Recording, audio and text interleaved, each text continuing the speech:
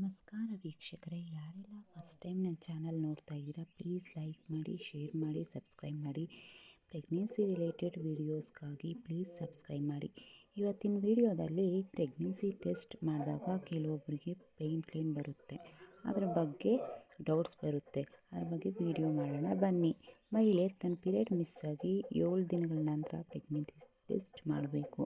ಯಾಕೆ ಅಂದರೆ 7 ದಿನ ವೆಯ್ಟ್ ಮಾಡಿ ನೋಡಬೇಕು. ಪ್ರೆಗ್ನೆಂಟಿ ಕಿಟ್ನಲ್ಲಿ ಏನಿರ್ತದೆ ನೋಡಿ, ಅದರಲ್ಲಿ β-HCG ಎನ್ನೋ ಹಾರ್ಮೋನ್ ಯೂರಿನಲ್ಲಿ ಪತ್ತೆ ಆಗುತ್ತೆ. ಆದ್ದರಿಂದ 7 ದಿನಗಳ ನಂತರ ಪ್ರೆಗ್ನೆನ್ಸಿ ಟೆಸ್ಟ್ ಕ್ಲಿಯರ್ ಆಗಿ ಗೊತ್ತಾಗುತ್ತೆ. ಆದ್ದರಿಂದ ಕೆಲವೊಬ್ಬರಿಗೆ ಪೀರಿಯಡ್ ಮಿಸ್ ಆಗಿ 7 ದಿನಕ್ಕೆ ಬರ್ಬೋದು, ಕೆಲವೊಬ್ಬರಿಗೆ 10 ದಿನಕ್ಕೆ ಬರ್ಬೋದು, ಒಬ್ಬೊಬ್ರಿಗೆ ಒಂದೊಂದು ಥರ ಬರುತ್ತೆ. ಕೆಲವೊಬ್ಬರಿಗೆ 15 ದಿನಕ್ಕೆ ಬರ್ಬೋದು.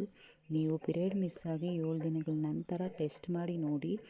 ಆಗ ಟೆಸ್ಟ್ನಲ್ಲಿ ನೆಗೆಟಿವ್ ಏನಾದರೂ ಬಂತು ಅಂತ ಅಂದರೆ ನೀವು ಪ್ರೆಗ್ನೆಂಟ್ ಇಲ್ಲ ಅಂತ ಅರ್ಥ ಮಾಡ್ಕೋಬೇಕು. ಪ್ರೆಗ್ನೆನ್ಸಿ ಇಲ್ಲ ಅಂದರೆ ಪೀರಿಯಡ್ಸ್ ಬರಲೇಬೇಕು. ಕೆಲವೊಂದು ಬಾರಿ ಕೆಲವೊಂದು ಇಶ್ಯೂಸಿಂದ ಪೀರಿಯಡ್ಸ್ ಬರದೇ ಇರ್ಬೋದು.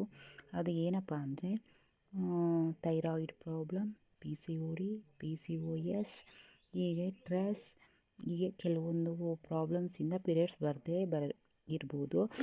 ಅಂದರೆ ಇಟ್ ಈಸ್ ಅನ್ ಹಾರ್ಮೋನಲ್ ಚೇಂಜಸ್ಸಿಂದನೂ ಬರದೇ ಇರಬಹುದು. ಹೀಗೆ ಪ್ರೆಗ್ನೆನ್ಸಿ ಕಿಟ್ನಲ್ಲಿ ಲೈಟಾಗಿ ಏನಾದರೂ ಪಿಂಕ್ ಲೈನ್ ಬಂದರೆ ಅಂದರೆ it is A early pregnancy. Test ಮಾಡಿದಾಗ ನೀವು ಲೈಟಾಗಿ ಕಾಣುತ್ತೆ. ಆದ್ದರಿಂದ 4 ವಾರನೂ ಇನ್ನೂ ಆಗಿರಲ್ಲ, ಅವಾಗೇ ಪ್ರೆಗ್ನೆನ್ಸಿ ಕಿಟ್ನಲ್ಲಿ ಟೆಸ್ಟ್ ಮಾಡಿದವಾಗ ಲೈಟಾಗಿ ಕಾಣುತ್ತೆ. ಅಂದರೆ HCG ಲೈನ್ ಅಷ್ಟೊಂದು ಇರಲ್ಲ. ಮತ್ತು 1 ವಾರ ಬಿಟ್ಟು ಟೆಸ್ಟ್ ಮಾಡಿದಾಗ ಯೂರಿನಲ್ಲಿ HCG β-HCG ಅನ್ನೋ ಲೆವೆಲ್ ಸ್ವಲ್ಪ ಹೆಚ್ಚಿಗೆ ಬಂದಿರುತ್ತೆ. ಆದ್ದರಿಂದ ಆವಾಗ ನಿಮ್ಮ ಪ್ರೆಗ್ನೆನ್ಸಿ ಲೈನ್ ಸ್ವಲ್ಪ ಡಾರ್ಕಾಗಿ ಕಾಣುತ್ತೆ. ಆವಾಗ ಪ್ರೆಗ್ನೆಂಟ್ ಇದ್ದೀರಾ ಅಂತ ಅರ್ಥ. ಇನ್ನು ಪ್ರೆಗ್ನೆನ್ಸಿ ರಿಲೇಟೆಡ್ ವೀಡಿಯೋಸ್ಗಾಗಿ ಪ್ಲೀಸ್ ನನ್ನ ಚಾನಲ್ ಸಬ್ಸ್ಕ್ರೈಬ್ ಮಾಡಿ ಅಂತ ಕೇಳ್ತಿದ್ದೀನಿ.